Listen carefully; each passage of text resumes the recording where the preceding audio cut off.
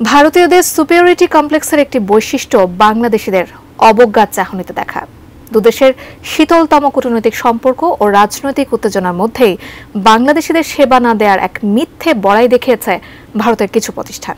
কিন্তু বাস্তবতা হলো বাংলাদেশি পর্যটক ও সেবা গ্রহীতাদের ভারত বিমুখতা বড় রকমের বিপদেই ফেলতে পারে ভারতের পর্যটন খাতকে। বিস্তারিত ইমতিয়াজ আলমের প্রতিবেদনে। ভারতের মিডিয়াতেই উঠে এসেছে পশ্চিমবঙ্গের ব্যবসায়ীদের এমন হাহাকারের চিত্র। কারণ একটাই, বাংলাদেশের পর্যটকদের ভারতে না যাওয়া। শুধু পশ্চিমবঙ্গেই নয়, গোটা ভারতের অর্থনীতিতেই একটি গুরুত্বপূর্ণ ফ্যাক্টর বাংলাদেশি পর্যটকরা। তাই বাংলাদেশিদের ভারত বিমুখতা বেশ বড় একটি ধাক্কা দিতে সক্ষম ভারতের পর্যটন শিল্পকে। কিন্তু তা ঠিক কতটা, তথ্য পরিসংখ্যানের ভিত্তিতে সেটাই দেখা যাক। গত 5 বছরের পরিসংখ্যান পর্যালোচনা করলে দেখা যায় 2019 সালে বাংলাদেশ থেকে প্রায় 26 লাখ বাংলাদেশি পর্যটক ভারতে ভ্রমণ করেন। কোভিডের কারণে পরের 2 বছরে সংখ্যাটা স্তীমিত হলেও 2023 সালে বাংলাদেশি পর্যটক যায় 21 লাখেরও বেশি। আর এবছরের জুলাইয়ের আগ পর্যন্ত বছরের প্রথমার্ধে বাংলাদেশ ছিল ভারতে ভ্রমণ করা বিদেশি পর্যটকদের প্রধান উৎস। অর্থাৎ যুক্তরাষ্ট্রকে পেছনে ফেলে ভারতে 21.55% ফরেন টুরিস্ট নিয়ে শীর্ষ পর্যটক দেশ হয় বাংলাদেশ।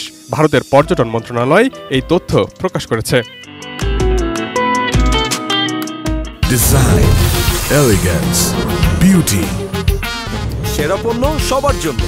জেভিকো। স্ট্যাটিস্টার রিপোর্ট বলছে ভারতের জিডিপিতে $201 বিলিয়ন যোগান আসে পর্যটন খাত থেকে, যার বেশিরভাগটাই আসে বাংলাদেশি পর্যটকদের সেদেশে ভ্রমণ ও ব্যয়ের মাধ্যমে।